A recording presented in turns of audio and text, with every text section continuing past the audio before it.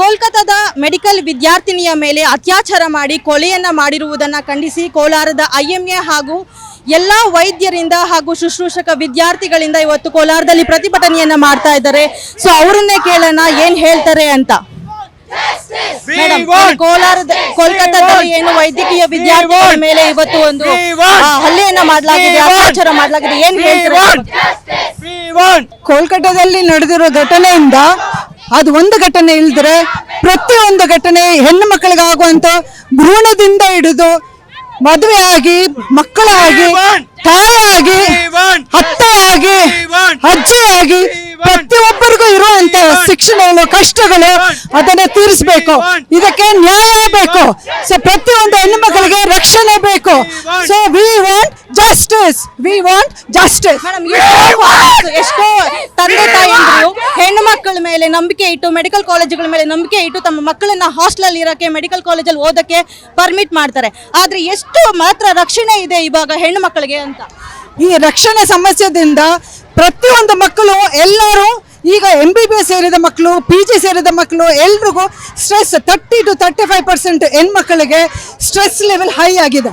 So ಇದು ಎಷ್ಟು tension, ಎಷ್ಟು ಪ್ರೆಸ್, ಎಷ್ಟು ಸ್ಟ್ರೆಸ್ ಅಲ್ಲಿ ಇರ್ತಾರೆ ಅನ್ನೋ ಮಕ್ಕಳಿಗೆ ಇದು ಒಂದು ನಮಗೆ ಒಂದು ಎಕ್ಸಾಂಪಲ್ ಇದು.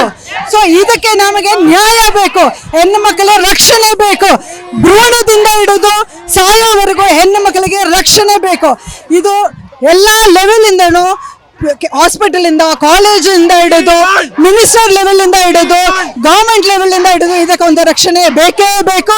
ಇದಕ್ಕೆ ಒಂದು ನ್ಯಾಯ ಸಿಕ್ಕಲೇಬೇಕು. ಆ ಹೆಣ್ಣು ಮಕ್ಕಳು ಸಾಯಿ ಪಟ್ಟಿರೋದ ಸ್ಥಿತಿ ನೋಡಿದ್ರೆ ಅವಳಿಗೆ ನ್ಯಾಯ ಸಿಕ್ಕಲೇಬೇಕು. ಆ ಫ್ಯಾಮಿಲಿ ಮೆಂಬರ್ಸ್ಗೆ ನ್ಯಾಯ ಬೇಕೇ ಬೇಕು. ಧಿಕ್ಕಾರ ಧಿಕ್ಕಾರ. ನಿಮ್ಮ ಈ ಹೋರಾಟ ಎಲ್ಲಿಯವರೆಗೂ ಅಂತ?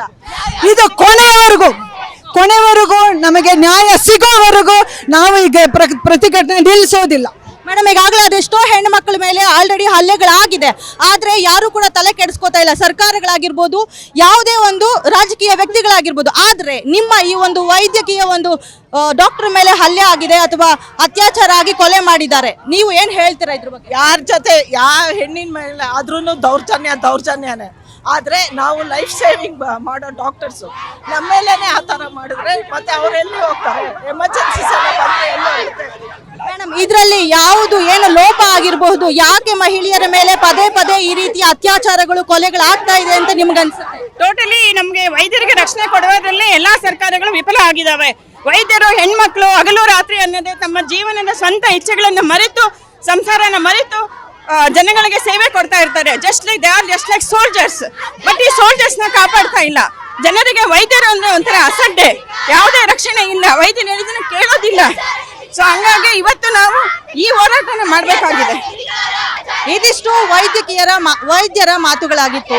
ಆದ್ರೆ ಈ ಪ್ರತಿಭಟನೆ ಎಲ್ಲಿವರೆಗೂ ಅಂತ ನಾವು ಕೇಳಿದಕ್ಕೆ ವೈದ್ಯರು ಕೊಟ್ಟಿರುವುದು ನಮಗೆ ನ್ಯಾಯ ದೊರಕುವವರೆಗೂ ಅಂತ.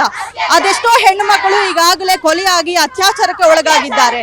ನಮ್ಮ ಯು ಟೈಮ್ಸ್ ಕಳಕಳಿಯ ಪ್ರಾರ್ಥನೆ ಏನು ಅಂದ್ರೆ ಎಲ್ಲ ವಿದ್ಯಾರ್ಥಿಗಳಿಗೂ, ಎಲ್ಲ ಮಹಿಳೆಯರಿಗೂ ಒಂದು ನ್ಯಾಯ ದೊರಕಲೇಬೇಕು ಅಂತ ನಾವು ಕೇಳ್ಕೊತೀವಿ. ಮತ್ತಷ್ಟು ಇಂಟ್ರೆಸ್ಟಿಂಗ್ ಸುದ್ದಿಗಳಿಗಾಗಿ ನೋಡ್ತಾ ಇರಿ ಯು ಟೈಮ್ಸ್ ಕನ್ನಡ.